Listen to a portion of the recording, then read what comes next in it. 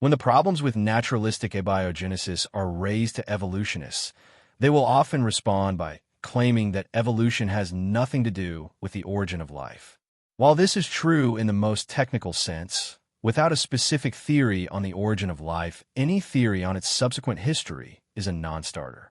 It is pointless to postulate that all life on Earth is descended from a single common ancestor when you have no way of getting that ancestor. The reason evolutionists insist on separation is because they have no real theory of abiogenesis, and in fact, it shows universal common descent evolution to be the dead end that it is. Simply put, without abiogenesis, universal common descent is a non-starter. If you're going to insist on abiogenesis as the origin of life, then universal common descent is a necessary follow-on. However, the moment you consider a common designer universal common descent, not only is not a necessity, but the evidence that is used to point to universal common descent is also consistent with the common designer.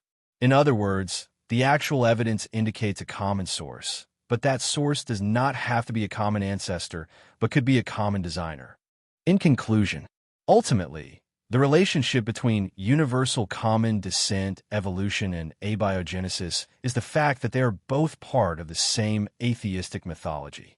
They are both a requirement for an atheistic worldview to at least appear viable.